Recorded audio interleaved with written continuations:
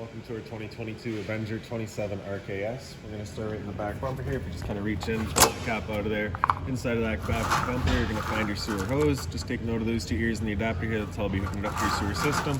And the hose itself, once fully extended, is about 20 feet long. Just keeping it stored in the bumper here just to help keep any sort of stench out of the unit, keep things that little bit fresher. Then that cap just presses back into place. In this corner, as well as in each corner of the trailer, you're going to find these stabilizer jacks here. So what they're going to do is they're just going to run down, contact the ground, give them another turn or so just to firm them up, and they'll just get rid of any sort of bounce or sway that you see currently got in the unit, keep things firm while you're out camping. Straight up from there, you're going to find this little port there, so as you pop that open, you can pull your shore cord out of there. Standard 30 amp end on it. Most campsites are going to have that. You can just plug straight on in and you're good to go. And that cord, once fully extended, is about 20-25 feet long. Ahead of there, you got your cable inlet. It's just a coax cable plug into there, fire up at your TV location. Down from there, you got your sewer system. So this is going to be just for your rear kitchen sink. So you're just going to press in, pull that off of there. Then you got your valve up there. You just pull that, allows the tank to dump itself out. And like I say, this is filled just from your rear kitchen sink here. Turn that cap back into place. Towards the front. As marked by that there, we've got your low point drains back here. So you just got a couple of lines there, a couple of valves. You're just going to open those up, allows the water system to drain itself out. Purpose of that would be if you're getting ready to winterize the unit, you just want to get all the water out before pumping antifreeze through, or if you're going to be leaving the unit for a while, you just want to get all the water out before it does good, just so that it doesn't go stale or stagnant. Ahead from there, you've got the rest of your sewer system, so that cap's the same thing, just pulls off, sewer hose will attach.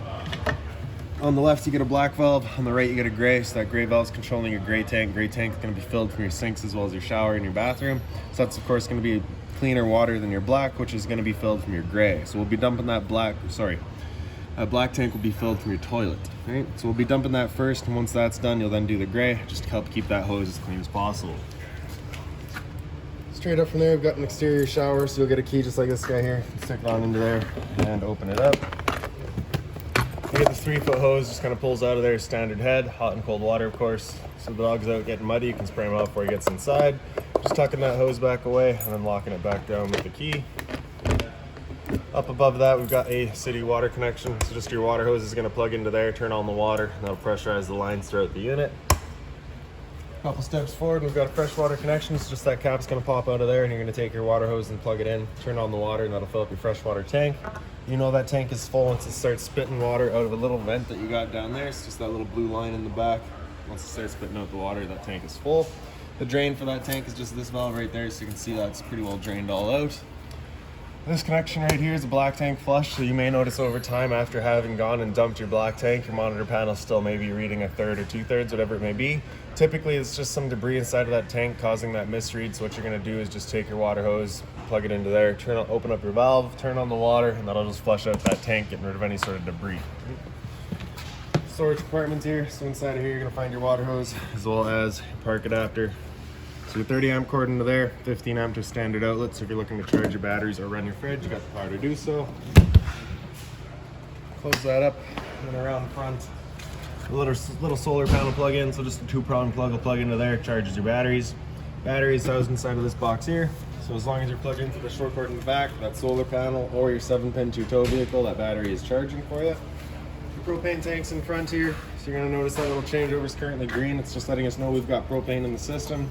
And the arrow's pointing over here, letting us know we're running off of that tank. If it were to go red while you've got a tank open, it's just letting you know that tank's now empty, so you just flip it over to the other tank, close off the one, and run off of the other while you get it filled. Power tongue jack in front, so your light switch on the left, and then on the right, up is down and down is up. Around the other side, we get the other end of your storage compartments here. So inside of here, you're just going to find this little jack that's for all of your stabilizers, just fits onto the end. Standard 3/4 inch end. Inside of there, you're also going to find your TV. So that's just kind of, we leave that in there just in case you want to pull the TV out for winter storage, have somewhere to keep it. Towards the back by the entrance here, you've got a bottle opener, and your 2 exterior speakers out here as well. In between them, you're going to find a GFI protected outlet. 3 sets inside of the unit. In the back corner, we've got your hot water tanks. That keyway, you're going to line it up and you can pop it on open. All of your controls for turning this guy on are just inside of the unit. Before we ever turn it on though, we just want to hit that relief valve right there. Make sure that bit of water comes out. That bit of water coming out is just letting you know that tank is full. It's safe to fire it up. We're not going to burn anything out by doing so. Just lock it back down with the keyway. This right here is just a little leash latch. It is the pet edition, so you do have that little tie down there.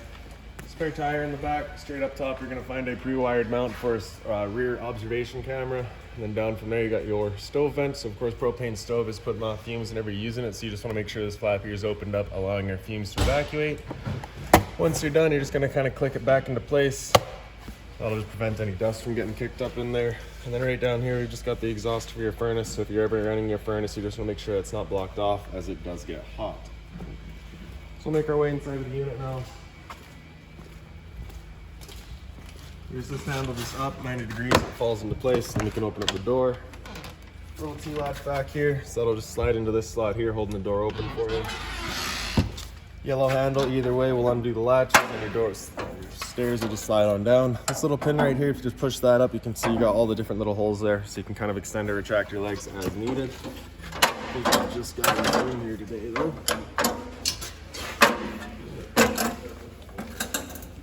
As we come inside, first things first, right on the left there, you've got your fire extinguisher, so that's standard, pull the pin, point and shoot. Straight up from there, you've got kind of all your switches. This one in the top right corner there does your one entry light. The one right beside it does your awning light outside. Your awning itself is in the bottom corner here, so you're gonna press and hold extend, and that awning will make its way out. Once that awning is fully extended, we're gonna see a little black flap come down, as well as the black of the metal tube. Once you see that, you're gonna wanna stop. If you were to continue extending, it can actually wind itself up backwards, in which case the fabric will be underneath our tube, allowing it to then hold water, accelerating the mildew.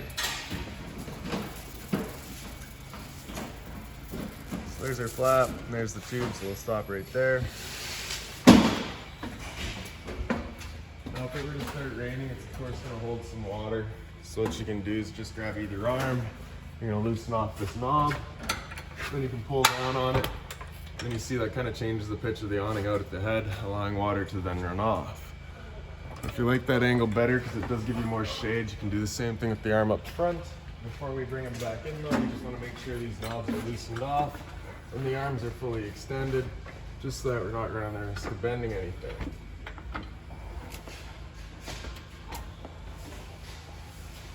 Alright. Don't press and hold the track. That awning will make its way back in.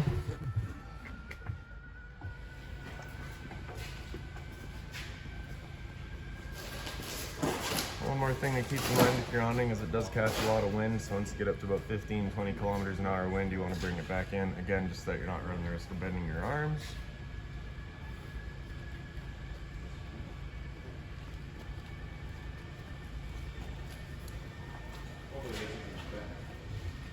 And once it's closed all the way, the electric motors will just lock into place and hold that against the side of the unit. Slide out's right beside that, so press and hold out and slide will make its way out. Once that slide's fully extended, we're just going to hear some clicks from the motors letting us know they've reached their stall.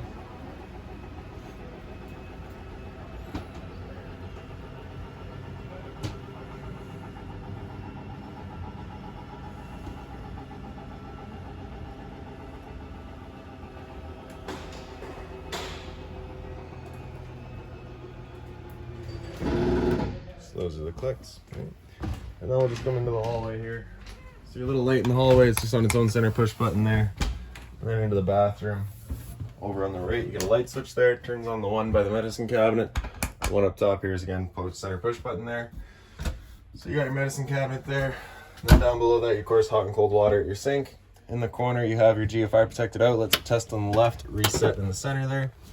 Monitor panel beside it, so got your water pump switch in the bottom corner there. Turn that switch on, turns on your water pump, drawing out of your fresh tank to pressurize your lines. Monitor systems is above that, so battery there you can see we're currently C for charging. G would be good, F is fair, L is low. For your fresh tank, as you fill that up, you go to a third, 2/3 and full. Same idea for your black, your gray, and your gray. Your gray 2 is going to be your kitchen sink, your gray 1 will be your bathroom sink and your shower. Above that is your hot water tank controls. So on the right here you get that little flame, just letting us know we're firing it up on propane. That switch there, it'll fire up on propane. If that little red light there were to come on, it's just letting you know it hasn't fired up, so at that point just off and back on to reset it. So stood right here, you can hear the flame whirring, you know it's good. And then on the left there, signified by that little thunderbolt down on the bottom, it's just letting you know you'd be firing up with electricity. For your toilet, just got the little flusher front and center there. And then into your shower, you have your travel latch on the left. Open it up, and you just get your standard head and hose. Right above that, you're gonna find your roof vent. So just turning that knob to open it up. And then in the back corner here, you get the switch to turn on the fan. And your storage space here is pretty well wide open. There's a little bit more storage down below your sink. Same sort of wide open storage, just be mindful of your water lanes and our drains. And in the hallway, we've got your thermostats here. So center right is it just turned off. Center left is it on fan. So in fan, that's where you can select your low or high, just of course which fan you'd like. Your fan is just moving air around. There's no cooling involved in that. Once you go full left, select your temperature. At that point, whenever you're using cooling or heating, you want to leave that fan in auto. It'll just select which fan's most appropriate. So now, of course, it'll actually bring in the cooling and become kind of an on-demand system. Bring that slide air all the way over to the right, select your temperature, that'll be heat, so it'll turn on the furnace. The furnace will be moving its air through a bunch of little floor registers that you got, as well as it'll leave some portals kind of up on the walls throughout the unit. Point those out as we go. And then with your air conditioner going, you basically have two different options. You got these louvers here, you can have them both closed, in which case we're using all of our ceiling ducting to move the air, or you can open them up. It just dumps all of its air into the living room here. So when you first get out to your campsite, you want this open, cool off this area as quickly as possible, and then you can close them off and start moving the air throughout. And once you're done, just turn it to off. Head into the bedroom here. Just the one push button light there. Pocket door just has a slide, the latch is just on the one side here. TV backer in the wall here. Power outlet for it, cable and satellite outlet for it. If we pick up the foot of your bed, you do get access to that front storage compartment, so you can see that's where the TV box is there. Emergency exit on this side here, you pull on that red tab to get rid of the screen, taking this handle here, throwing it outside, hopping on out. Blinds throughout the unit are just on this tension system, so they just kind of sit wherever you leave them. Storage on either side as well as across the top. There's a power outlet down on this side, USB outlet on that, as well as the power outlet there. Identical sort of closet space. And above your head in the bed, there's the one light there as well.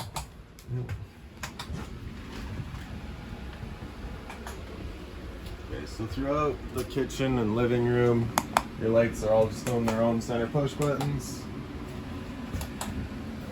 And then into the kitchen, you get your storage space up top here.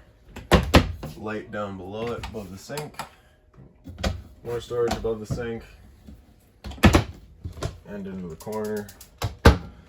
Sink with hot and cold water, of course. You do get the mobile head as well. The sink cover does fold up, and it is also stainless, so if you got to put something hot on there, you can. Drawer space down the side here. More storage underneath your sink. Just being mindful of the drains there. If you're looking to winterize the unit yourself, once it comes time, this panel right here just has 4 screws in it, or 3 screws in it. If you pull that out, it gives you access to your valves to your hot water tank back there. Just flip them over. In the corner, there's also another little light. You also get your microwave up top here. It's pretty standard, just like home. Down below that, we got your range vent. So your light switch on the left, fan on the right. So that's that fan that you want turned on, evacuating our fumes. And we can bifold cover, just flip that back. You're gonna press the knob in, turn it over to light, and then you can see automatic igniter, fires right up. Once you're done, just turning it back to off. Close her back down. For the oven, it is a little bit of a process. So we're gonna be hitting oven there. Then you're gonna select your temperature. Nope, all right. So you hit oven. You're gonna turn that knob in and turn it over to pilot. And then if you look in the back, you'll see that pilot light gets going. Once you get it going, you can release that knob. You're gonna come over here and you're gonna select your temperature.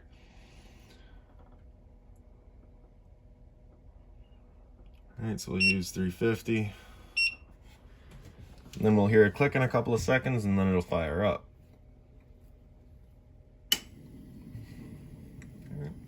So it is pretty well entirely automatic.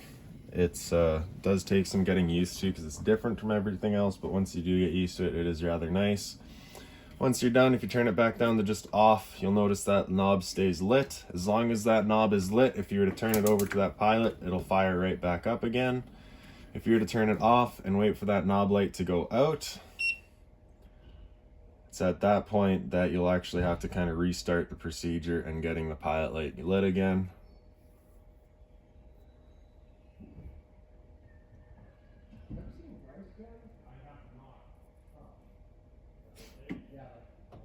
Right, so it's at that point now, if we go to turn it on, it's just going to fire up the pilot light in the back there, but we do have to turn on the oven light to get that pilot light going. And then you can again just select your temperature, and that kind of just brings it back around. There we go. Down from there, you got a little bit more drawer storage. And then beside the stove, we've got your 12-volt fridge. So as long as your battery's charged or charging, this guy's going for you. Temp selection's right in the back there. Fridge down below. Again, temp selection's right in the top. Down below that, we've got the little return air grill for your furnace. So you just want to make sure it's not blocked off. Beside that, we got your converter. Press it top and center and it pops on open. You get all of your breakers down the middle here. Whenever a breaker breaks, it's going to sit in the center. So just turn it off and then back on to reset it. On the right side, get all of your fuses. Whenever a fuse pops, you'll get a little red LED in the center, just letting you know exactly which one went. Pantry space. And then to your side, we've got your dinettes here. Just a little push button light there. All the chairs do have their own little travel straps, just so that they're not flying around while you're out traveling. Above my head, we got your smoke detector here. Great. LP detectors down by your kind of recliners here. So that's going to work just like your smoke detector in the sense that propane is heavier than air. It'll sit on the floor, and once that detects it, it'll go off just like your smoke detector would. And then above your couch here, you get the little center push button light there. Take your back cushions and take the bottom and fold it over. There's kind of a bed.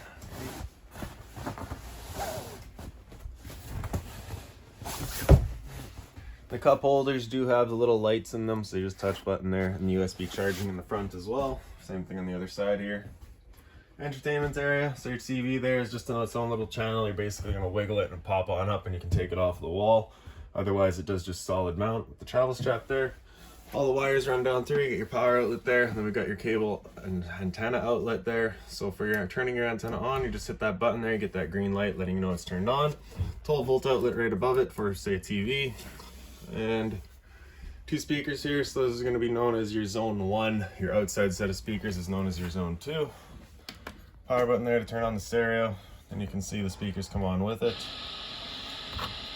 And we got your C-Kids down up in the top right there, so you just press it and it automatically goes through. Listen up, and hey, if you caught volume down on the bottom right here, so you can see we've got both speakers going at a different rate.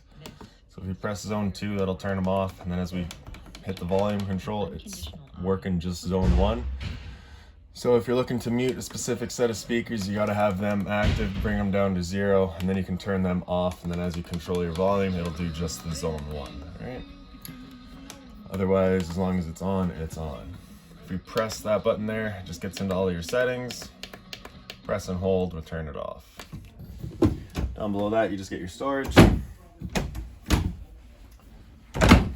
And then just for your 2 recliners here, you just got the little pulls on the either side, and they recline back. You'll notice on the one there, that binder, it's got all of your keys, all of your manuals, anything like that for the unit you'll find right in there.